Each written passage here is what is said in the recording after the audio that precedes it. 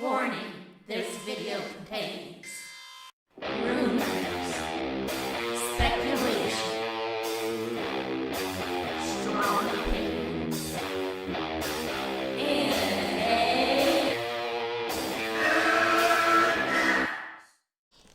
Good evening, warriors. Welcome to Movie Madness, episode 14. We got a hot one tonight because we're going to talk about the rise of Skywalker when the movie debuts and Disney's plans for moviegoers, for box office, and some other shenanigans they're going to be pulling. Now, first, I'd like to give a shout out to John Campea, because I was watching the John Campea show today, and I like to watch all different types of opinions to create this movie madness. But the reason this topic is coming up today, and I was thinking about this topic for a long time, because the tricks that Disney pulls at the box office are not stopping, and believe me, they have plans. The headline they want you to pay attention to is Disney Plus is going to be $6.99 at the start. That's not going to stay for long. Only until they crush the competition and put a big blow to Netflix's user base. And HBO, a blow to HBO. Getting back to John Campea, in his show today, there was a report that there's reports coming out by I think Variety or something like that, that Disney's box office take for 2019 is double their closest competitor. And I think their closest competitor might have been Warner Brothers or something, if I can remember from his show.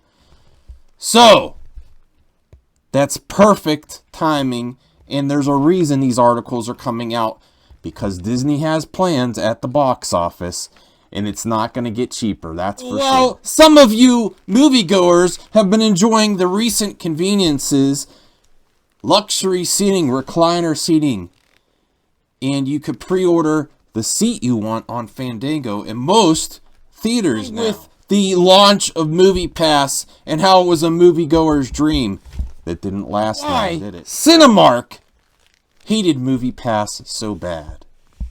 You know why? Because they knew something. Those seats that you pick, all those clicks that you make, they take all that data and use it and sell it. In Movie Pass, you gave authorization for them to track your location and your movie buying tickets habits. Now, where did all that information go? To the ones with the deepest pockets, Disney. Why there was such a war between Cinemark, Movie Pass? That data is worth a hefty price. What moviegoers do when they have unlimited options, when they see movies, what seats they pick. The rise of Skywalker, the rise of premium seats. Believe it, it's coming, and Disney's gonna push it, especially with all those articles saying that they made twice as much as the closest competitor. They're going to say their movies have bigger budgets. They deserve a premium cost. The Disney premium is coming. There's many reasons too that Disney, when they have an opening weekend, they give showings around the clock. They're taking that data too, and they're going to use it and abuse it. Not only that, Disney's now experimenting. You know, the Avengers End Game final box office?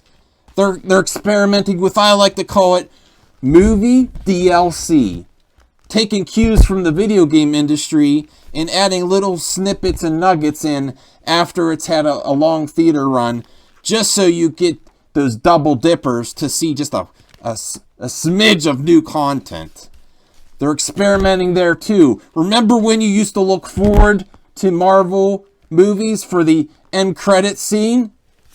Well, now that Disney's gotten greedy, well, they've been greedy, they're experimenting there too to see how they can bloat their box office even more with your repeat fanboys. Along with that and the marketing machine of Disney, remember the two biggest departments at Disney are their marketing department, legal department, to see what they could get away with.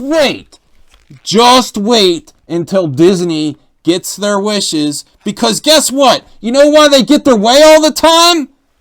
Where's my bat? Where's Kathy? Kathy? The reason they get their way all the time is they spend the most in marketing. Remember I said the marketing's the biggest department? You don't like what I'm saying, you? The deal's not getting... It's getting worse every time?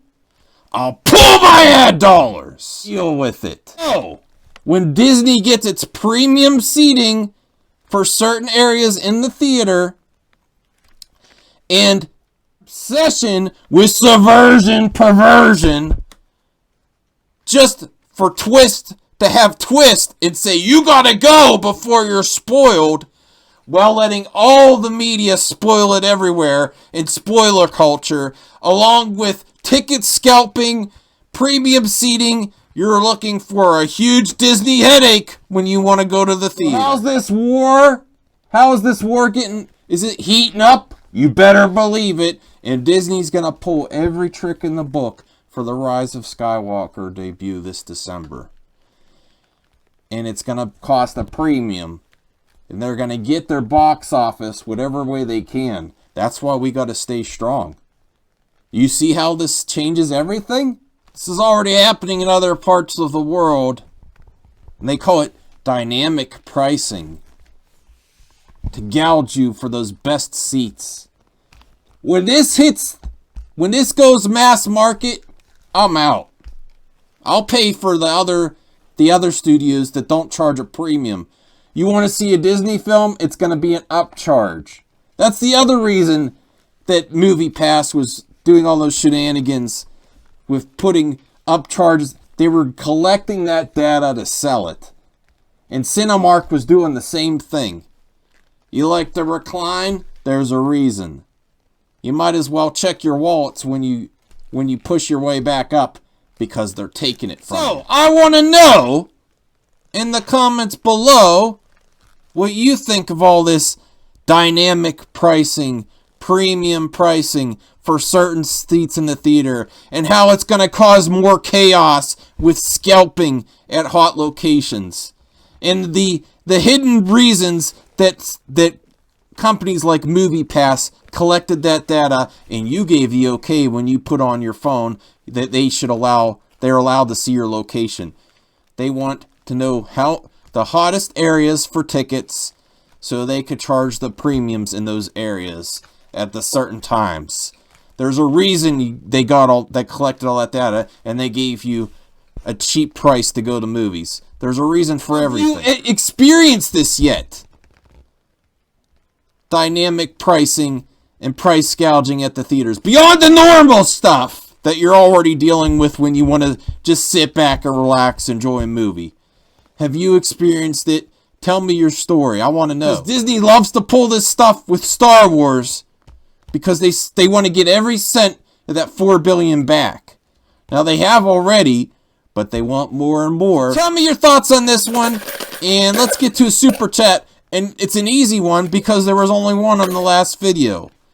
If you want a super chat, make a separate comment titling it Super Chat question. I'd love to answer. And this super chat goes to, and a big Star Warrior, Toxic Avenger to Disney's box office. Shout out to B Catalog Records and Film. If you recognize him, it's because he leaves a super chat almost every video, and he gets on this segment quite often. I appreciate it, and I'd love to hear more from you frequent viewers with questions for me to answer. So, he says, his question was, and he says, asking for a friend. That's cool. What do you think of the possibility of a full restore to canon and bringing back George Lucas? It's too late. It'll never happen. George had I don't think he had a fully realized plan, but he had a plan for the sequel trilogy. They scrapped it. Carrie's gone. Harrison's never coming back. Mark is has actual Star Wars fatigue, not like Disney tries to sell it to everybody. And it's just that the lightning in the bottle that was Star Wars with Carrie, Mark, and Harrison in Chewbacca, it's gone. Our chance is gone. We're never getting it back. Maybe they could do something animated or a fan project in the future that can do an homage to them, but it's not happening with Disney. And their reluctance to give Filoni more of a leadership position at Lucasfilm just shows how much they're against George. They don't want anything to do with George, and they know Filoni will reach out to George, and that's what they don't want. So thanks for the super chat question. That's my thoughts on that one. I'll see you in the next video.